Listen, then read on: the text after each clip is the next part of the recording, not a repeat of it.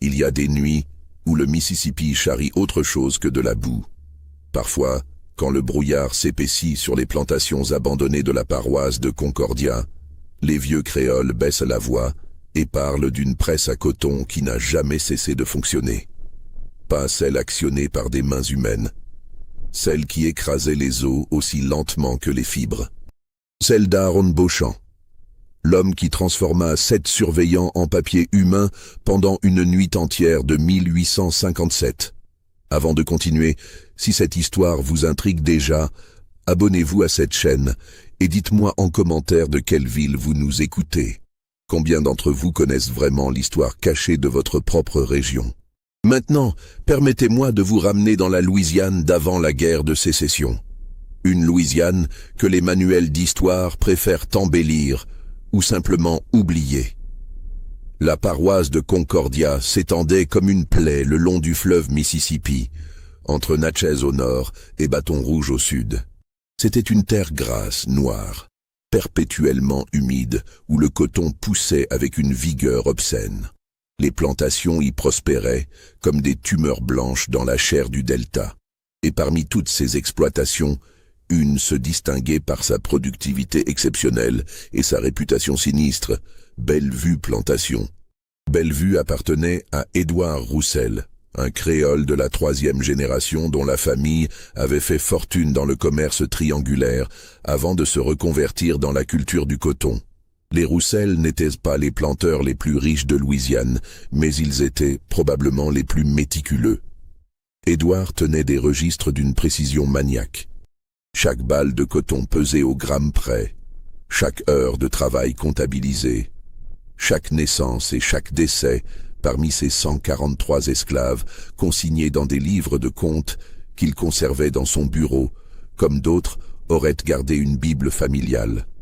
La maison principale de Bellevue était une demeure à colonnes blanches typique de l'architecture néoclassique louisianaise, avec ses galeries couvertes et ses jalousies qui filtraient la lumière torride de l'été. Mais c'était dans les dépendances que se révélait la vraie nature de l'endroit. Les quartiers des esclaves formaient 2 rangées de cabanes en planches disjointes, sans fenêtres véritables, juste des ouvertures couvertes de toile en hiver. Entre ces 2 rangées, un espace boueux servait de cour commune où les enfants jouaient pieds nus dans la terre rouge mêlée aux déchets. Plus loin, les champs s'étendaient à perte de vue, quadrillés avec une précision militaire. Et au cœur de cette géométrie agricole se dressait le bâtiment qui nous intéresse, l'égreneuse. Ce n'était pas une simple grange, c'était une cathédrale industrielle dédiée à la transformation du coton brut en or blanc. Le bâtiment mesurait près de 20 mètres de long sur 12 de large, avec une charpente en chêne massif capable de supporter le poids considérable des machines. À l'intérieur, 3 égreneuses Whitney fonctionnaient pendant la saison de récolte, actionnées par un système de courroies reliées à une roue hydraulique alimentée par un bras détourné du bayou voisin. Mais ce qui dominait l'espace, telle une idole païenne au centre d'un temple, c'était la presse à coton. Imaginez une structure de bois et de fonte de près de 4 mètres de haut. 2 énormes vis en acier, épaisses comme des cuisses d'homme, traversaient un cadre de chêne renforcé par des équerres métalliques. Ces vis actionnaient une plaque de pression massive, capable d'exercer une force de plusieurs tonnes sur le coton placé dans la cage inférieure. Le processus était simple et brutal. On remplissait la cage de coton égrené, on tournait les vis à l'aide de longues barres de fer, et la plaque descendait lentement, comprimant les fibres, jusqu'à former une balle dense de 200 livres, maintenue par des sangles de jute. Le mécanisme produisait un grincement caractéristique, un cri aigu du métal contre le bois, accompagné du craquement sourd des fibres qui se compactaient. C'était un son que tous les esclaves de Bellevue connaissaient intimement, car beaucoup d'entre eux avaient perdu des doigts, des mains, ou pire encore dans les rouages de cette machine implacable. L'air à l'intérieur de l'égreneuse était toujours saturé d'une fine poussière blanche qui flottait en suspension, pénétrant les poumons, collant à la sueur, transformant les travailleurs en spectres cotonneux. L'odeur mêlait le végétal sucré des fibres, la graisse rance des mécanismes et une note métallique de sang qui ne partait jamais vraiment. Nous sommes en 1856, une année où les tensions entre le Nord et le Sud commençaient à devenir palpables, même dans les recoins isolés de la Louisiane rurale. Les abolitionnistes gagnaient du terrain dans les États du Nord. Les chemins de fer clandestins multipliaient leurs routes d'évasion. Et dans le Sud, les planteurs répondaient par un durcissement des conditions et une surveillance accrue. C'est dans ce contexte qu'Édouard Roussel prit une décision qui allait sceller le destin de cet homme et marquer à jamais l'histoire occulte de sa plantation. Il engagea des surveillants professionnels. Avant 1856, la surveillance à Bellevue était assurée par un contremaître blanc et quelques esclaves de confiance promus au rang de conducteurs. Mais les rumeurs d'insurrection, réelles ou fantasmées, avaient rendu Roussel paranoïaque. Il voulait des hommes sans attache locale, sans pitié, capables d'imposer une discipline de fer. Il fit appel à une agence de la Nouvelle-Orléans spécialisée dans ce type de recrutement. L'agence lui envoya 7 hommes dont les noms figurent encore dans les archives fragmentaires de la paroisse: Caleb Hendricks, Silas Gantry, Josiah Cade, Nathaniel Voss, Thaddeus Quinn, Lucius Webb et Isaiah Carmichael. Ces 7 hommes n'étaient pas de simples surveillants. C'étaient des professionnels de la brutalité, des hommes qui avaient appris leur métier dans les plantations les plus dures des Caraïbes et du Mississippi profond. Ils arrivèrent à Bellevue en février 1856, avec leurs fouets, leurs chaînes et leur réputation. Hendricks, le chef du groupe, était un homme maigre au visage taillé à coups de serpe, avec des yeux d'un bleu délavé qui ne sciait jamais. Il avait travaillé dans les plantations de canne à sucre de Cuba avant de remonter vers la Louisiane. On disait qu'il pouvait placer son fouet au centimètre près, ouvrant la chair sans toucher l'os, infligeant une douleur maximale sans compromettre la capacité de travail. Gantry était son lieutenant, un colosse aux mains larges comme des pelles qui préférait les punitions physiques directes. Il avait la réputation de pouvoir briser un homme en 3 coups bien placés. Les 5 autres formaient une meute disciplinée, chacun avec sa spécialité dans l'art de maintenir l'ordre par la terreur. Cade excellait dans les humiliations publiques. Voss tenait les registres des punitions avec une minutie obsessionnelle. Quinn surveillait les quartiers la nuit, apparaissant sans bruit dans l'obscurité. Webb s'occupait des fugueurs, les traquant avec des chiens qu'il dressait lui-même. Carmichael, le plus jeune, était chargé de l'égreneuse, où il faisait régner une discipline particulièrement cruelle. Leur arrivée transforma Bellevue. Les esclaves qui chantaient parfois dans les champs se turent, les enfants qui jouaient le soir disparurent dans les cabanes. L'atmosphère devint lourde, chargée d'une angoisse permanente. Les punitions, auparavant relativement rares et mesurées, devinrent quotidiennes et spectaculaires. Le poteau de flagellation près des quartiers ne restait jamais vide longtemps. Édouard Roussel supervisait tout cela depuis la galerie de sa maison, un verre de whisky à la main, satisfait de voir sa productivité augmenter de 15% en 3 mois. Les balles de coton s'empilaient plus vite. Les récoltes étaient traitées en un temps record, et lors de ses voyages à la Nouvelle-Orléans, il pouvait se vanter auprès de ses pairs d'avoir enfin trouvé la méthode pour maximiser le rendement de sa main-d'œuvre. Mais dans les cabanes des esclaves, un nom commençait à circuler en murmures. Un nom prononcé avec un mélange de crainte et d'espoir. Un nom qui deviendrait synonyme de vengeance. Aaron. Aaron Beauchamp n'était pas né à Bellevue. Il était arrivé à l'âge de 22 ans, vendu par une plantation de la paroisse voisine après la mort de son ancien maître. C'était en 1854, 2 années avant l'arrivée des 7 surveillants. Les registres d'Édouard Roussel le décrivent avec cette précision clinique qu'il appliquait à tous ses biens. Nègre Aaron, 22 ans environ, 6 pieds 1 pouce de hauteur, forte constitution, aucune cicatrice visible de flagellation, sait lire malgré les interdictions, aptitude particulière pour les mécanismes, prix d'achat $1200. Cette dernière notation était remarquable. $1200 représentait le prix d'un esclave qualifié, bien au-dessus du tarif standard. Roussel avait payé cette somme parce qu'Aaron possédait un talent rare. Il comprenait les machines. Dans une plantation, un tel talent valait de l'or. Les égreneuses tombaient régulièrement en panne, les courroies se rompaient, Les rouages se grippaient. La plupart des planteurs devaient faire venir des mécaniciens blancs de Natchez ou de la Nouvelle-Orléans, perdant des jours précieux de production. Mais avec Aaron, Roussel disposait de son propre expert sur place. Aaron avait appris son métier de son père, un forgeron qui avait réussi l'exploit de racheter sa liberté avant de mourir dans un accident d'atelier. Pendant les premières années de sa vie, avant d'être vendu pour payer les dettes du domaine, Aaron avait vécu dans un monde de fonte et d'engrenages, apprenant à lire le langage secret des métaux et des mécanismes. Physiquement, Aaron ne ressemblait pas aux autres esclaves de Bellevue. Là où la plupart étaient maigres et voûtés par le travail des champs, lui possédait une musculature dense, forgée par des années de manipulation d'outils lourds. Ses mains portaient les cicatrices caractéristiques du forgeron. Brûlures anciennes, cals épais, ongles perpétuellement noircis par la suie et la graisse. Mais ce qui frappait le plus chez lui, c'était son regard. Un regard qui ne baissait jamais les yeux assez vite, qui semblait toujours calculer, évaluer, mesurer. Un regard dangereux pour un esclave. Durant les 2 premières années à Bellevue, Aaron vécut dans une relative tranquillité. Roussel lui avait attribué une cabane individuelle près de l'égreneuse, un privilège extraordinaire. Il passait ses journées à entretenir les machines, à remplacer les pièces usées, à optimiser les mécanismes. Le soir, il étudiait les dessins techniques que Roussel lui prêtait, apprenant à comprendre des systèmes de plus en plus complexes. Il avait même formé une sorte d'amitié prudente avec quelques autres esclaves.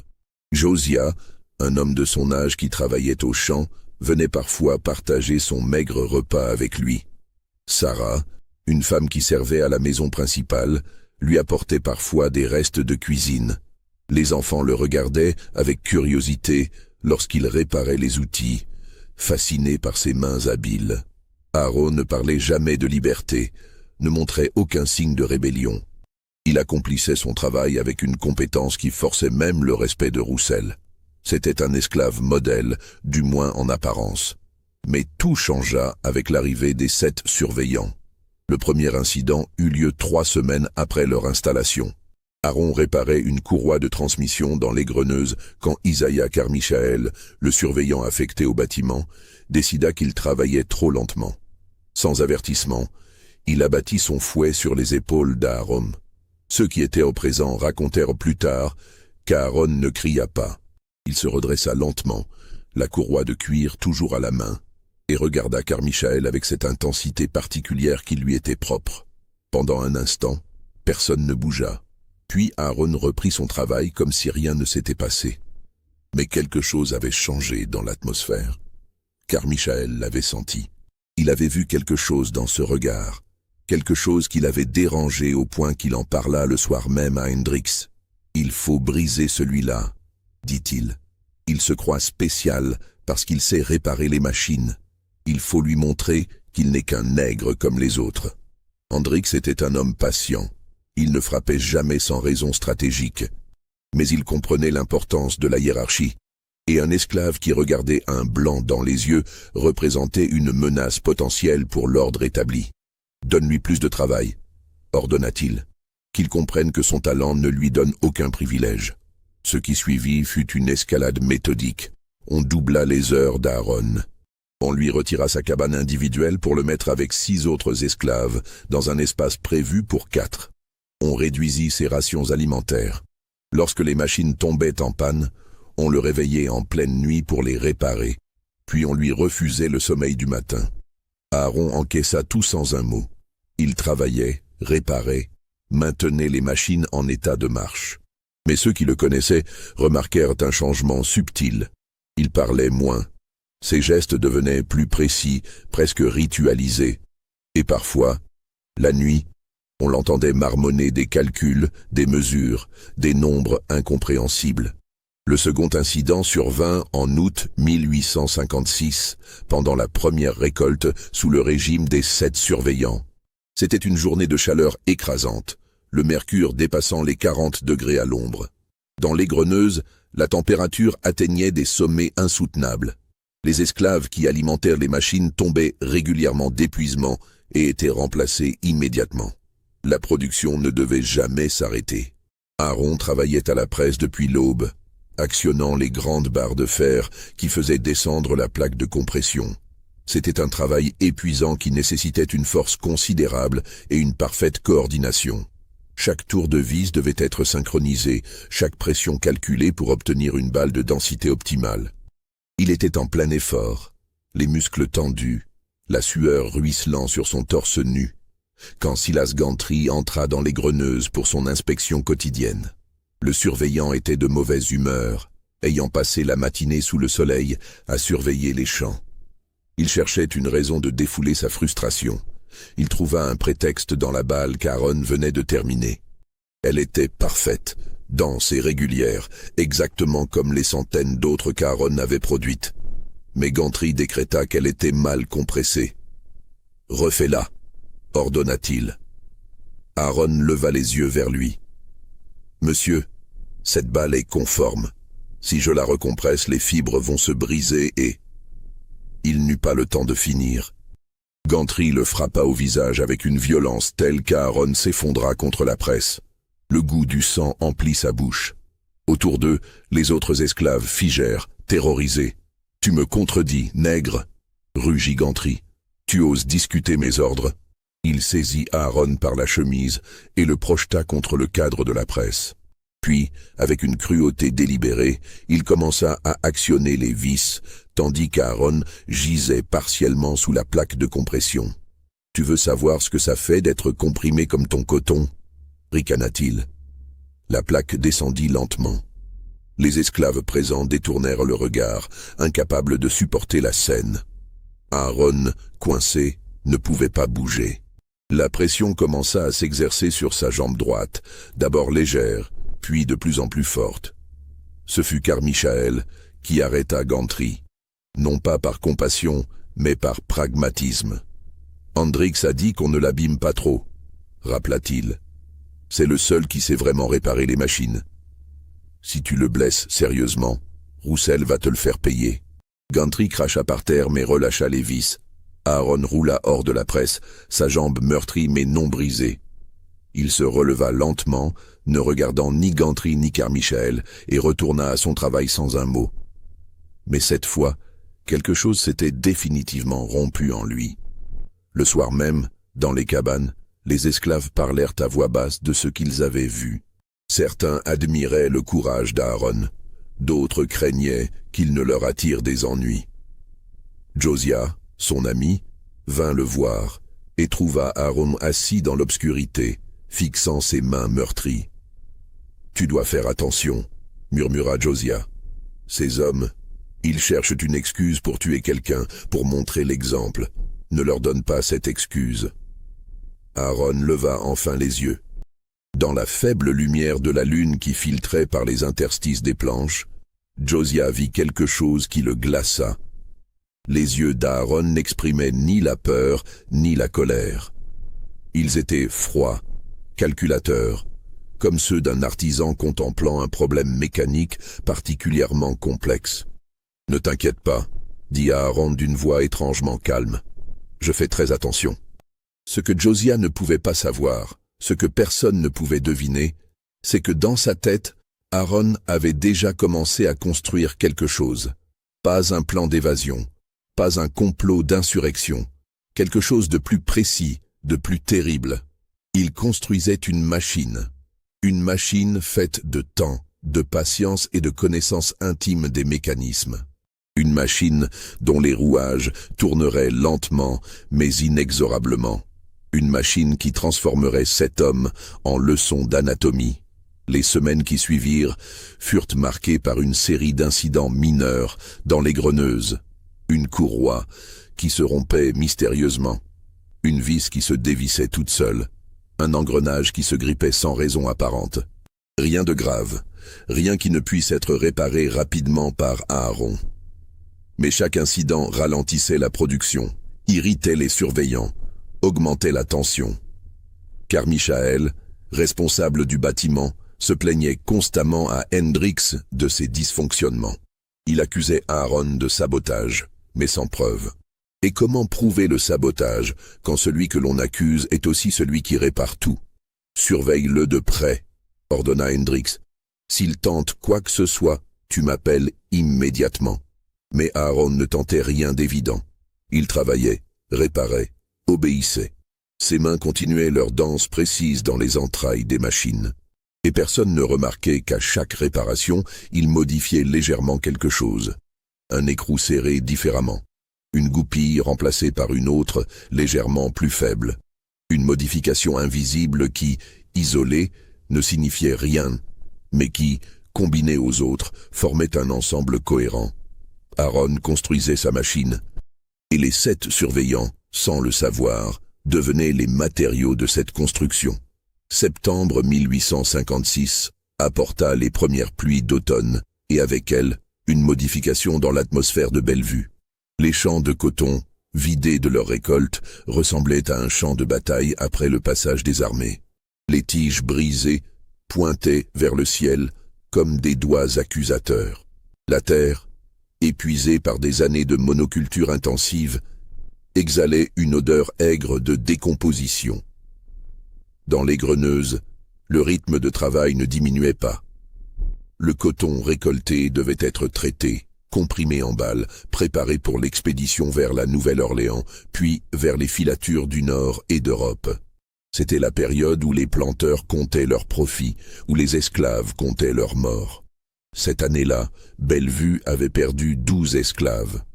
3 de maladie, 2 d'accidents dans les champs, 1 noyé en tentant de fuir, 6 simplement épuisés, selon la terminologie glaciale des registres.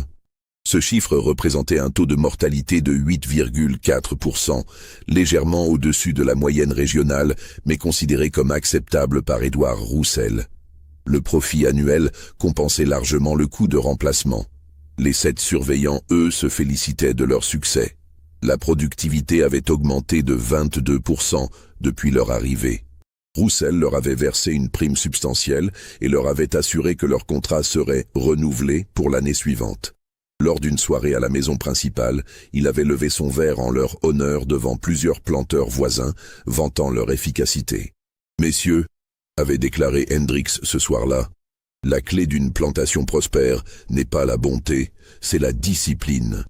Ces nègres doivent comprendre qu'ils n'ont pas d'autre choix que l'obéissance absolue.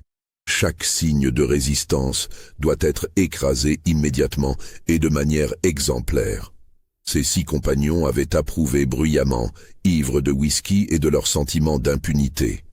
Ils ne savaient pas qu'à quelques centaines de mètres de là, dans l'obscurité de l'égreneuse, Aaron mettait la dernière touche à son œuvre. La transformation de la presse avait pris 7 mois de modifications subtiles. Chaque vis avait été imperceptiblement modifié pour tourner plus facilement dans un sens que dans l'autre. Le mécanisme de sécurité qui empêchait normalement la plaque de descendre sans charge avait été réparé de manière à pouvoir être désactivé. Les barres de fer utilisées pour actionner la presse avaient été remplacées par d'autres légèrement plus longues, offrant un meilleur bras de levier.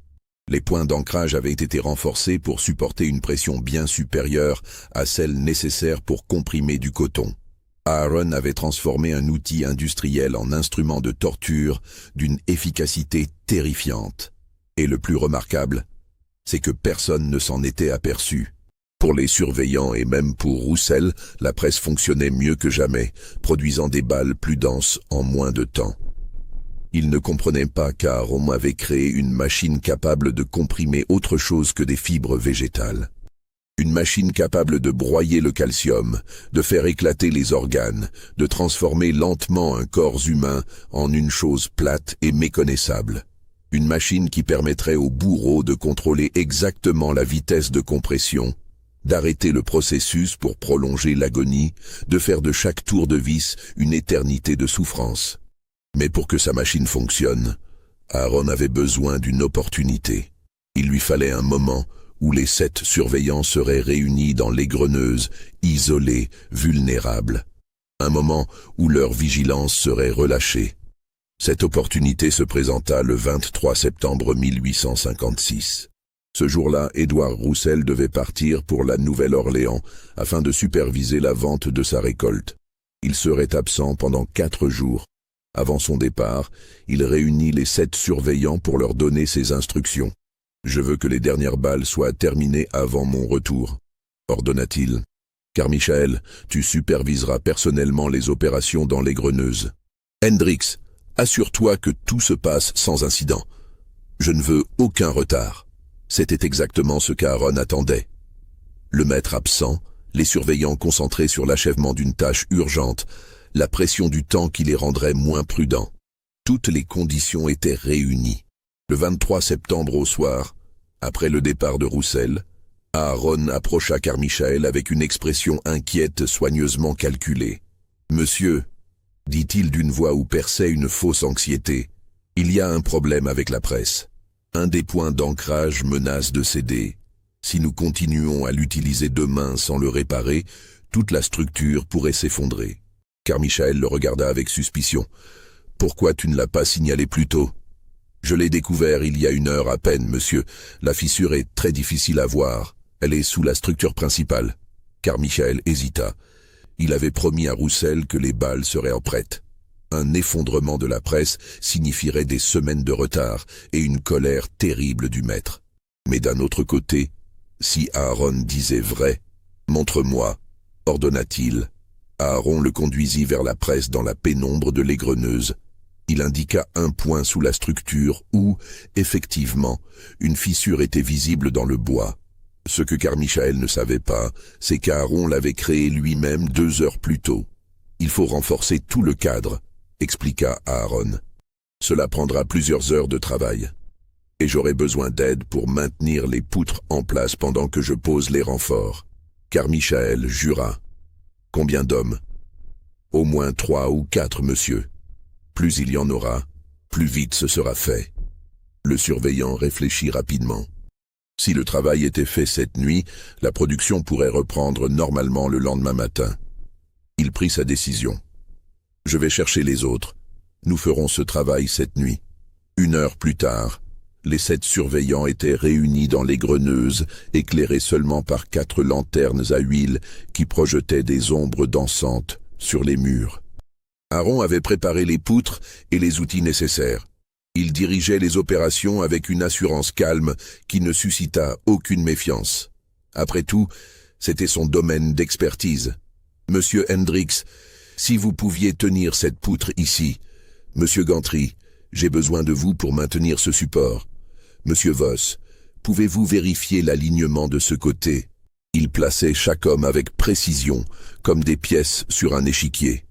Les surveillants, concentrés sur leurs tâches, ne remarquèrent pas qu'Aaron les disposait de manière très spécifique autour de la presse. Ils ne virent pas non plus qu'il avait discrètement retiré plusieurs goupilles de sécurité pendant qu'il feignait d'examiner la structure. Le piège était prêt. Il ne restait plus qu'à le déclencher. Ce qui se passa ensuite dans les Greneuses cette nuit-là ne fut jamais complètement élucidé. Les seuls témoins directs étaient Aaron lui-même et les 7 surveillants. Et parmi ces 8 hommes, seul Aaron survécut pour raconter son histoire. Mais son récit, recueilli des semaines plus tard dans des circonstances que je détaillerai bientôt, fut jugé tellement abominable que les autorités décidèrent de le garder secret. Heureusement pour nous, un clerc zélé du bureau du shérif de la paroisse de Concordia avait pris des notes détaillées pendant l'interrogatoire d'Aaron. Ces notes, enfouies dans les archives poussiéreuses du palais de justice pendant près d'1 siècle et demi, furent redécouvertes dans les années 1980 par un historien local. Elles constituent le seul document authentique décrivant les événements de cette nuit. Je vais maintenant reconstituer cette nuit en me basant sur ces notes, complétées par les témoignages indirects des esclaves qui découvrirent la scène le lendemain matin. Il était environ 22 heures lorsque tout bascula. Les 7 surveillants étaient positionnés autour de la presse, selon les instructions d'Aaron, tenant des poutres, vérifiant des alignements, concentrés sur leurs tâches. La chaleur dans les Greneuses était étouffante malgré l'heure tardive. Les hommes avaient retiré leurs vestes, remonté leurs manches, la sueur coulait sur leurs visages. Aaron travaillait à fixer une dernière poutre de renfort lorsqu'il s'arrêta soudain. Plus tard, dans son interrogatoire, Il décrivit ce moment comme une sorte de clarté cristalline. Tout lui sembla ralenti. Il voyait les 7 hommes autour de lui, épuisés par la longue journée, leur vigilance relâchée par la routine de la tâche. Il voyait la presse, sa presse, prête à accomplir la fonction pour laquelle il l'avait méthodiquement préparée pendant 7 mois. Il voyait les barres de fer qui servaient à actionner les vis, appuyées contre le mur, à portée de main. Il comprit que c'était le moment. Que s'il ne le saisissait pas maintenant, il ne se représenterait peut-être jamais. Sans un mot, sans un geste précipité qui aurait pu alerter les surveillants, Aaron posa son marteau et se dirigea calmement vers les barres de fer. Il en saisit une longue tige de métal pesant près de 20 livres, et avant que quiconque ne réalise ce qui se passait, il la fit tournoyer avec la force de ses 2 mains et frappa Silas Gantry à la base du crâne. Le coup fut d'une violence terrible, porté avec toute la force accumulée par des années de travail physique et des mois de rage contenue. Gantry s'effondra sans un son, son crâne fracassé laissant échapper un filet de sang noir dans la lumière jaune des lanternes. Les 6 autres surveillants se figèrent pendant une fraction de seconde, le temps que leur cerveau comprenne ce qui venait de se produire. Une fraction de seconde qui coûta la vie à Josiah Cade. Aaron pivota et abattit la barre de fer sur sa poitrine avec une force telle qu'on entendit distinctement les côtes se briser. Cade s'effondra en crachant du sang, la cage thoracique enfoncée. Maintenant, les 5 surveillants restants réagissaient. Hendrix hurla un ordre. Carmichael plongea vers son fouet accroché à sa ceinture. Webb et Quinn se précipitèrent vers Aaron. Mais ils avaient commis une erreur fatale. Ils étaient tous positionnés à l'intérieur du périmètre de la presse, exactement là où Aaron les avait placés. D'un geste rapide, Aaron saisit une des chaînes utilisées pour sangler les balles de coton et la lança vers les lampes les plus proches. 2 lanternes se renversèrent, projetant de l'huile enflammée sur le sol. La lumière diminua brutalement, ne laissant que les flammes dansantes sur le plancher huileux et les 2 lanternes restantes pour éclairer la scène. Dans cette pénombre soudaine, Aaron avait l'avantage. Il connaissait chaque centimètre de cet espace, chaque machine, chaque obstacle. Les surveillants, eux, trébuchaient dans l'obscurité nouvelle. Aaron se déplaça avec une rapidité surprenante pour un homme de sa taille. Il contourna la presse, saisit une seconde barre de fer et frappa Nathaniel Voss au genou alors que celui-ci tentait de fuir vers la porte. Les rotules explosèrent sous l'impact. Voss s'effondra en hurlant, ses jambes formant des angles impossibles. Il restait 4 hommes valides. Hendrix, Carmichael, Webb et Quinn. Ils comprenaient maintenant qu'ils affrontaient quelque chose qu'ils n'avaient jamais imaginé. Un esclave qui non seulement se rebellait, mais qui le faisait avec une violence calculée et impitoyable. « Sortons !» hurla Hendrix, tous ensemble vers la porte. Mais Aaron avait anticipé cette réaction. Pendant que les surveillants étaient concentrés sur leur travail de renfort, il avait discrètement fermé et barré la grande porte principale de l'égreneuse. Il ne restait qu'une petite porte latérale, et Aaron se tenait maintenant entre les surveillants et cette sortie. « Vous ne partez nulle part », dit-il d'une voix étrangement calme. Ce fut le moment où les surveillants réalisèrent pleinement leur situation. Ils étaient piégés dans ce bâtiment avec un homme qui avait passé des mois à planifier cet instant. Un homme qui connaissait chaque recoin de cet espace. Un homme animé d'une haine pure et méthodique.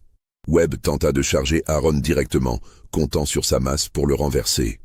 Aaron esquiva avec une agilité surprenante et frappa l'homme à la tempe en plein élan. Webb s'effondra, assommé mais vivant.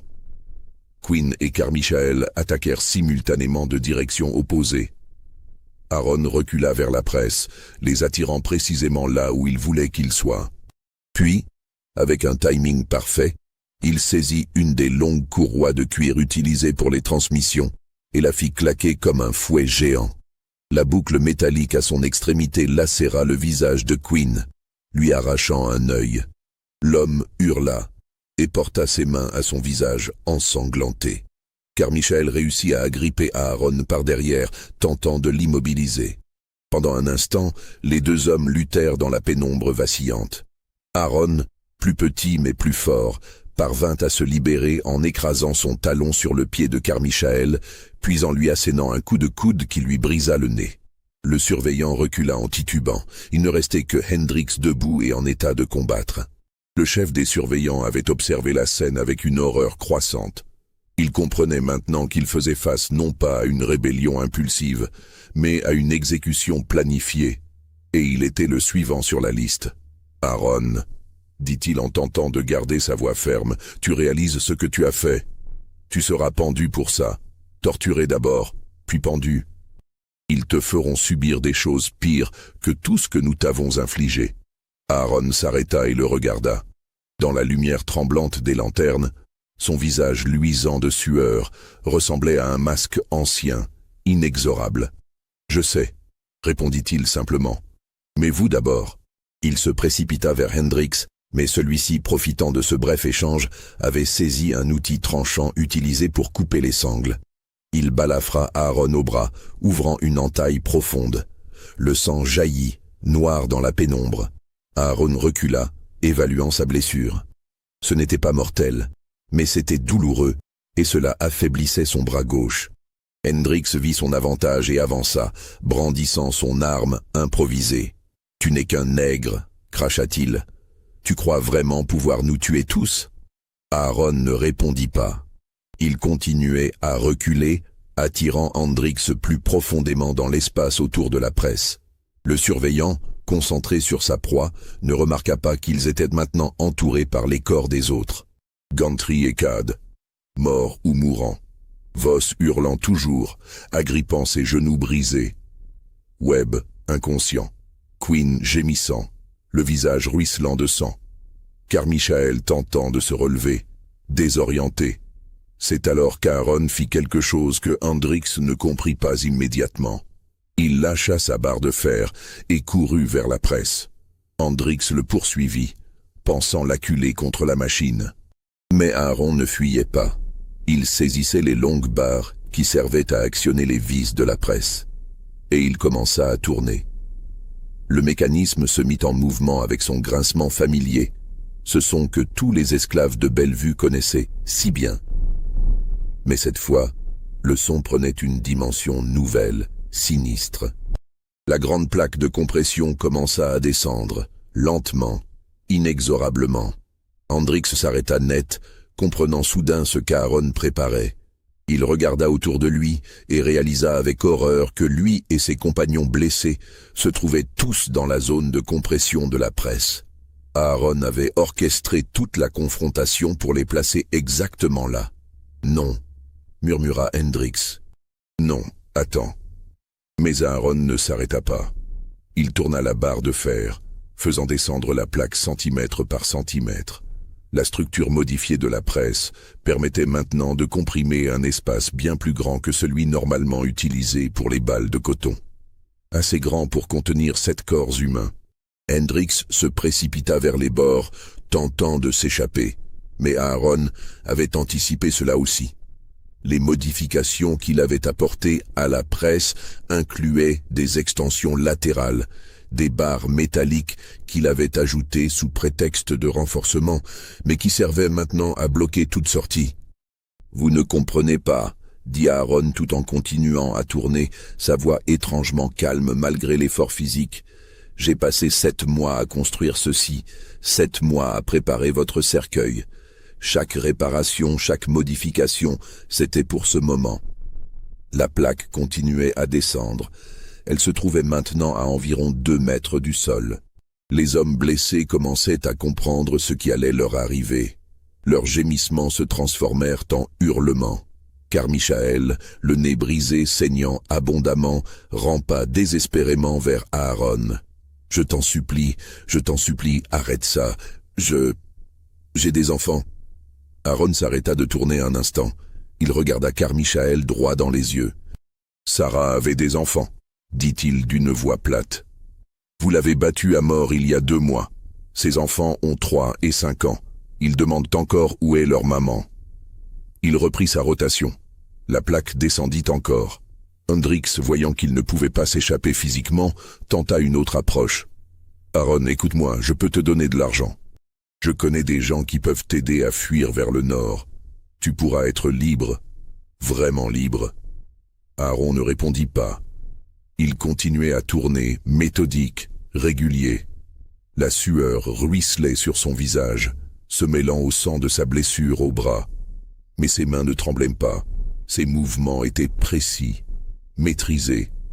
La plaque était maintenant à 1,50 m. Les hommes valides devaient commencer à se baisser. Webb reprit conscience et comprit immédiatement la situation. Sa tentative de hurler fut interrompue par Quinn, qui, dans sa panique, se jeta sur lui en essayant de l'utiliser comme échelle pour atteindre le bord supérieur de la cage. « Arrête !» hurla Hendrix. « Pour l'amour de Dieu, arrête. Nous sommes désolés. Nous sommes désolés pour tout. Vous êtes désolés, » répéta Aaron, comme s'il goûtait les mots. « Vous êtes désolés maintenant. Maintenant que vous êtes ceux qui vont être comprimés. Maintenant que vous êtes ceux qui vont supplier. » Il tourna plus vite. La plaque descendit plus rapidement. 1,20 m. Les hommes devaient maintenant s'accroupir. Voss, avec ses genoux brisés, ne pouvait pas se mettre en position et hurlait de douleur, alors que ses jambes étaient pliées dans des angles impossibles. « J'ai réfléchi longuement à la vitesse optimale, » dit Aaron, sa voix prenant un ton presque académique, comme s'il donnait une leçon. « Trop rapide, et vous mourriez trop vite. Trop lent, et vous pourriez trouver une façon de vous suicider avant la fin. J'ai calculé qu'environ 4 heures seraient appropriées. 4 heures. » La voix de Hendrix n'était plus qu'un couinement aigu. « Tu vas nous comprimer pendant 4 heures. »« Pas vous comprimer, » corrigea Aaron. « Vous écraser, lentement, très lentement. Je veux que vous sentiez chaque os se briser, chaque organe se rupture. Je veux que vous ayez le temps de penser à chaque personne que vous avez torturée, à chaque enfant que vous avez séparé de sa mère, à chaque homme que vous avez battu jusqu'à ce qu'il ne puisse plus se tenir debout. » 90 cm. Les hommes étaient maintenant forcés de s'aplatir complètement au sol. Ils commençaient à se battre entre eux pour l'espace, se poussant, se griffant, tout instinct de solidarité évanoui face à la terreur primitive de l'écrasement. Gantry, que tous avaient cru mort, laissa échapper un gémissement. Il était encore vivant, mais inconscient, étalé sur le sol de la cage. Les autres tentèrent de le déplacer pour se faire plus de place, mais il était trop lourd, et ils étaient trop faibles. 70 cm. La plaque touchait maintenant le sommet des têtes de ceux qui n'étaient pas complètement aplatis. Hendrix sentit le bois rugueux pressé contre son crâne. La pression n'était pas encore douloureuse, mais la sensation de ce poids inéluctable qui descendait, cette implacabilité, était plus terrifiante que n'importe quelle torture qu'il avait jamais infligée. « Aaron, je t'en supplie. » La voix de Carmichael était maintenant à peine audible, écrasée par les sanglots. « Tue-nous rapidement.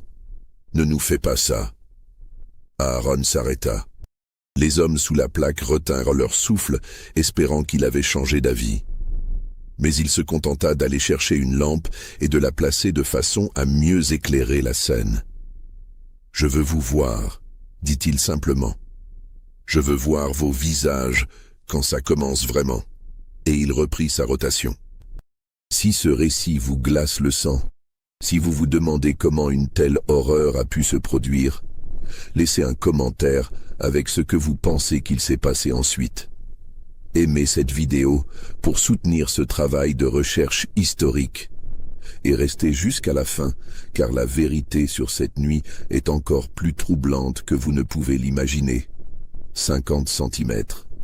La pression commençait maintenant à devenir réellement douloureuse.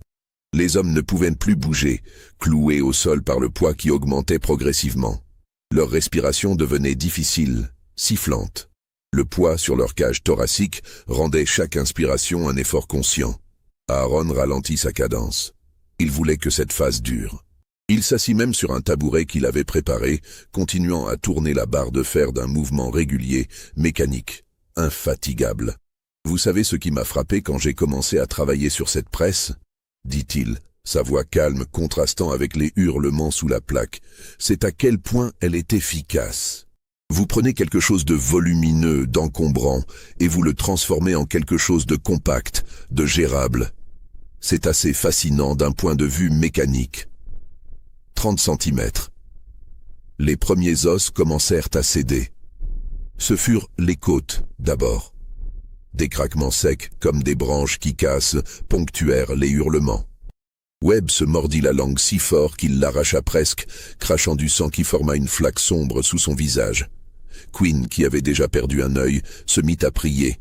Des fragments de Notre Père et de « Je vous salue Marie » mélangés à des supplications incohérentes. Sainte Marie, Mère de Dieu, priez pour nous pécheurs maintenant. Arrête, je t'en supplie. Arrête, Dieu, fais qu'il arrête maintenant, et à l'heure de notre mort. Vos prières n'y changeront rien, dit Aaron.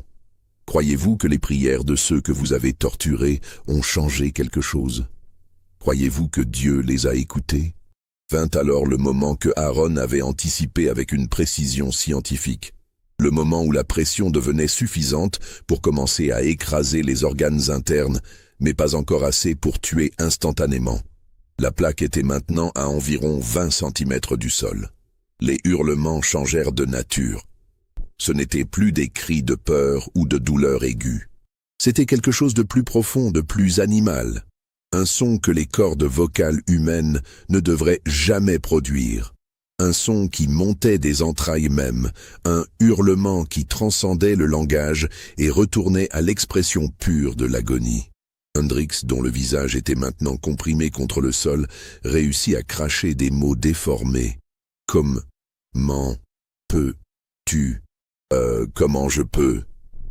Aaron s'arrêta de tourner. « Comment je peux ? Vous me demandez comment je peux ?» Il se leva et s'approcha de la cage, son visage maintenant à quelques centimètres de celui de Hendrix. « Je peux parce que je ne suis plus humain. Vous m'avez enlevé mon humanité. Chaque coup de fouet, chaque humiliation, chaque jour où vous m'avez traité comme moins qu'un animal, vous arrachiez un morceau de ce qui faisait de moi un homme. Et maintenant, vous découvrez ce qui reste quand on a tout enlevé. » Il retourna à sa barre et reprit sa rotation. 15 centimètres. Les corps commençaient à se déformer visiblement. Les flancs s'aplatissaient, les membres s'écartaient dans des positions impossibles.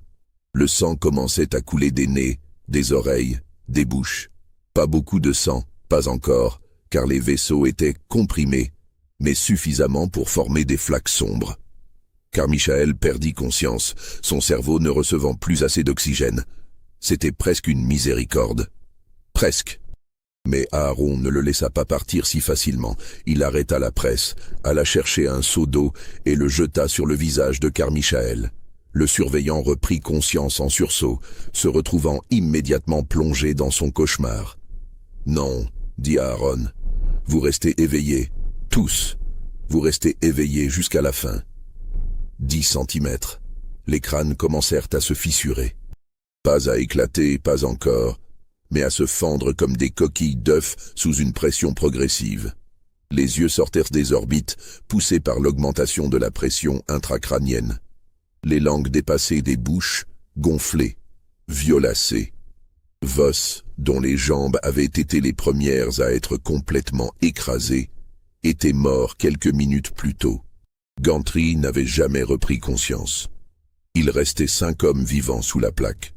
5 hommes qui connaissaient maintenant une souffrance qu'aucun être humain ne devrait jamais connaître. Aaron continuait à tourner. Ses muscles brûlaient avec l'effort. La blessure à son bras saignait toujours, laissant une trace rouge sur le manche de la barre de fer. Mais il ne s'arrêtait pas. Il ne pouvait pas s'arrêter. C'était devenu plus qu'une vengeance. C'était devenu un rituel, une cérémonie macabre qu'il devait accomplir jusqu'au bout. 5 centimètres. Les corps n'étaient plus reconnaissables comme humains. C'était une masse de chair, d'os brisés, de fluide corporel qui s'écoulait par les interstices de la cage. Les hurlements avaient cessé, remplacés par des gargouillements humides, des râles, des sons qui n'avaient plus rien d'humain. Hendrix était toujours conscient, miraculeusement, horriblement conscient. Ses yeux, maintenant gonflés et rouges, fixaient Aaron avec une expression qui dépassait la haine ou la peur. C'était quelque chose de plus fondamental, de plus terrible. C'était la reconnaissance de sa propre mortalité, de sa propre insignifiance face à une force qui ne pouvait être ni suppliée, ni raisonnée. Aaron se pencha vers lui une dernière fois. « Vous voulez savoir ce qui m'a fait le plus mal ?» murmura-t-il. Ce n'était pas les coups, ce n'était pas la faim ou la fatigue, c'était que vous ne nous voyiez même pas comme des gens. Nous étions des outils pour vous, des machines de chair, et maintenant, regardez. Regardez ce qui arrive quand une machine décide de se retourner contre son utilisateur. Il se redressa et donna un dernier tour de barre. 0 centimètre. La plaque toucha le sol. Il y eut un dernier craquement massif, le bruit de ce qui restait d'ossature se brisant définitivement. Puis le silence. Un silence absolu, troublé seulement par le grincement de la presse qui continuait à exercer sa pression monstrueuse et le souffle rauque d'Aaron, épuisé par des heures d'effort. Il resta là, les mains toujours sur la barre, pendant un long moment. Puis, lentement, il relâcha la pression et commença à faire remonter la plaque. Ce qui fut révélé quand la plaque se souleva était au-delà de toute description. Ce n'était plus 7 corps, c'était une chose plate, une fresque cauchemardesque de ce qui avait été des hommes. Les membres étaient éclatés comme des saucisses trop cuites. Les crânes s'étaient ouverts, libérant leur contenu. Les os saillaient à travers la chair éclatée. L'ensemble baignait dans un mélange de sang, de fluides corporels et de matières organiques que même la lumière tremblante des lanternes ne pouvait rendre identifiable. Aaron contempla son œuvre. Aucune émotion ne se lisait sur son visage. Il était allé au-delà de la satisfaction, au-delà du dégoût, au-delà de tout sentiment humain. Il était devenu ce que les surveillants avaient fait de lui. Une machine de vengeance qui avait accompli sa fonction. Il alla chercher de l'eau et se lava méticuleusement, enlevant le sang et la sueur. Puis il s'habilla proprement et sortit de l'égreneuse dans la nuit de septembre. Le ciel commençait à pâlir à l'est. L'aube approchait. Les esclaves de Bellevue furent réveillés par l'absence du son de la cloche qui marquait habituellement le début de la journée de travail. Ils sortirent prudemment de leur cabane, s'attendant à une punition collective pour ce retard inexplicable. Mais les surveillants n'apparurent pas. Ce fut Josiah, l'ami d'Aaron, qui découvrit la scène. Il était entré dans l'égreneuse à la recherche des contremaîtres, pensant peut-être qu'il dormait quelque part après une nuit de beuverie. Ce qu'il vit le fit tomber à genoux et vomir jusqu'à ce que ses côtes lui fassent mal. La nouvelle se répandit comme un incendie. Les esclaves accoururent, puis reculèrent horrifiés. Certains prièrent, d'autres pleurèrent. Quelques-uns, une minorité, eurent un sourire farouche et sombre. Aaron, lui, était assis sur les marches de l'égreneuse, attendant. Il n'avait pas tenté de fuir, il savait que c'était inutile. Sa vengeance était accomplie, et maintenant, il attendrait les conséquences avec la même patience méthodique qu'il avait appliquée à sa préparation. Le shérif arriva en fin de matinée, alerté par un esclave envoyé à la ville voisine. Il entra dans l'égreneuse avec 3 députés. L'un d'eux ressortit immédiatement pour vomir. Le shérif, un homme endurci par des années dans la Louisiane violente d'avant-guerre, dut s'appuyer contre le mur pendant plusieurs minutes avant de pouvoir parler. « Qui a fait ça ?» demanda-t-il finalement d'une voix blanche. « Moi », répondit Aaron simplement, levant les mains pour être menotté. Le procès, si on peut l'appeler ainsi, dura moins d'1 heure. Il n'y avait aucun doute sur la culpabilité d'Aaron. Il avait avoué immédiatement, décrit méthodiquement ce qu'il avait fait, expliqué son plan en détail. Le juge, horrifié mais fasciné malgré lui par la sophistication du piège, avait pris des notes détaillées. La sentence était inévitable. Mort par pendaison. Mais avant l'exécution, quelque chose d'extraordinaire se produisit. Des esclaves de Bellevue et des plantations voisines commencèrent à venir témoigner. Au début, le tribunal refusa de les entendre, leurs témoignages n'ayant aucune valeur légale. Mais ils continuèrent à venir, par dizaines, puis par centaines. Ils racontèrent les horreurs infligées par les 7 surveillants, les coups gratuits, les viols, les meurtres déguisés en accidents. les enfants vendus pour punir leurs parents, les familles séparées par caprice. Ils montrèrent leurs cicatrices, leurs membres brisés, leurs yeux aveugles. Le clerc du tribunal, celui qui avait pris les notes pendant l'interrogatoire d'Aaron, écrivit tout. Il compila un document de plus de 200 pages de témoignages, une litanie d'horreurs qui révélait la vraie nature de ce que les gens polis appelaient l'institution particulière du Sud. Ce document ne fut jamais utilisé au tribunal. Il fut classé, enterré dans les archives, trop dangereux pour être rendu public à une époque où le Sud tout entier se préparait à défendre son mode de vie. Mais il exista. Il existe toujours, quelque part dans les sous-sols humides du palais de justice de la paroisse de Concordia, témoignage muet d'une justice qui ne fut jamais rendue. Aaron fut pendu le 3 octobre 1856, 10 jours après sa nuit dans les Greneuses. Mais même sa mort devint une légende. Selon les témoins, et il y en eut plus de 1000 ce jour-là, Aaron monta à l'échafaud avec calme. Il refusa le capuchon qu'on voulait lui mettre sur la tête. Il voulait voir le ciel, dit-il. Et quand le piège se referma sous ses pieds, au moment où la corde se tendit, certains jurèrent avoir entendu non pas un cri de douleur, mais quelque chose qui ressemblait à un rire de délivrance peut-être, ou un rire de triomphe. Le rire d'un homme qui avait transformé son oppression en vengeance, sa douleur en action, sa mort inévitable en déclaration. Édouard Roussel revint de la Nouvelle-Orléans pour trouver sa plantation en chaos. Les esclaves restants refusaient d'entrer dans les Greneuses. Il dut la faire démolir et en construire une nouvelle. Mais même alors, la production ne redevint jamais ce qu'elle était. Les esclaves parlaient d'un fantôme dans les machines. Ils disaient que la nuit, on pouvait entendre le grincement de la presse, même après qu'elle eût été détruite. Ils disaient qu'Aaron était toujours là, attendant que d'autres surveillants cruels viennent, prêts à recommencer son terrible travail. Roussel lui-même ne se remit jamais vraiment de l'incident. Il commença à boire davantage, à négliger ses affaires. 5 ans plus tard, quand la guerre de sécession éclata, Bellevue était déjà en déclin. La plantation fut brûlée pendant une escarmouche en 1863 et Roussel mourut sans héritier l'année suivante. Aujourd'hui, il ne reste presque rien de Bellevue Plantation. Un historien déterminé peut encore trouver les fondations de la maison principale, envahies par la végétation louisianaise. Les quartiers des esclaves ont complètement disparu, retournés à la terre rouge dont ils étaient sortis. Mais les Greneuses, l'emplacement de les Greneuses est encore visible. C'est un carré de terre où rien ne pousse, ni herbe, ni arbuste. Juste une zone nue, stérile, comme si le sol lui-même se souvenait de ce qui s'était passé là. Les anciens de la région évitent cet endroit. Ils racontent des histoires aux enfants, des avertissements masqués en contes. Ils parlent d'un homme qui est devenu une machine et d'une machine qui est devenue un tombeau.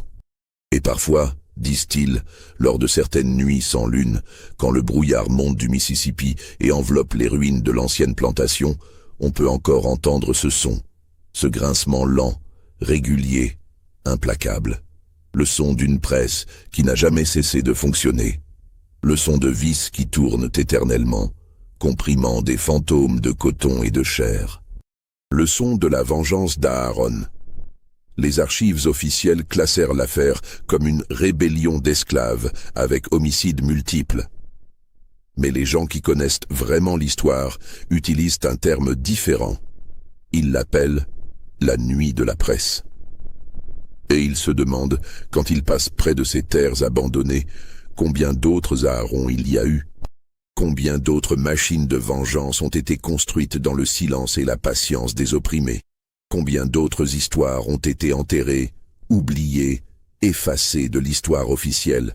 Parce que voyez-vous, le plus terrifiant dans l'histoire d'Aaron Beauchamp, ce n'est pas ce qu'il a fait. C'est de réaliser que ce qu'il a fait était, d'un certain point de vue, parfaitement rationnel, parfaitement compréhensible, parfaitement humain. Quand on pousse un homme au-delà de toute limite, quand on lui enlève tout ce qui fait de lui une personne, qu'attend-on qu'il reste? Qu'attend-on qu'il devienne? Aaron avait trouvé sa réponse dans les mécanismes qu'il connaissait si bien. Il s'était transformé en outil de sa propre libération. Et l'outil qu'il avait choisi était la presse à coton. Cette machine conçue pour comprimer, pour densifier, pour transformer quelque chose de volumineux en quelque chose de compact et gérable. Il avait simplement appliqué ce principe à ses oppresseurs. Cette histoire vous a-t-elle troublé? Pensez-vous que tout cela s'est vraiment passé? Les documents existent, enfermés dans les archives. Les témoignages sont là, écrits de la main d'un clerc consciencieux il y a plus de 150 ans. Mais est-ce suffisant pour prouver la vérité? Dites-moi en commentaire ce que vous pensez. Cette histoire est-elle vraie? Aaron était-il un monstre ou un homme poussé à bout? La vengeance peut-elle jamais être justifiée? Abonnez-vous à cette chaîne pour plus d'histoires cachées de l'histoire et partagez cette vidéo avec quelqu'un qui pense que le passé n'a plus de secrets. Car parfois, les secrets les plus sombres sont ceux que nous avons choisi d'oublier. Et souvenez-vous, quelque part dans la Louisiane profonde, il y a encore un carré de terre où rien ne pousse. Un carré de terre qui se souvient d'une nuit où 7 hommes ont été lentement, méthodiquement, transformés en papier humain par un esclave nommé Aaron Beauchamp, qui avait appris à transformer sa rage en mécanisme et son oppression en vengeance, tour après tour, centimètre après centimètre. Pendant 4 heures qui semblèrent durer une éternité. Dormez bien.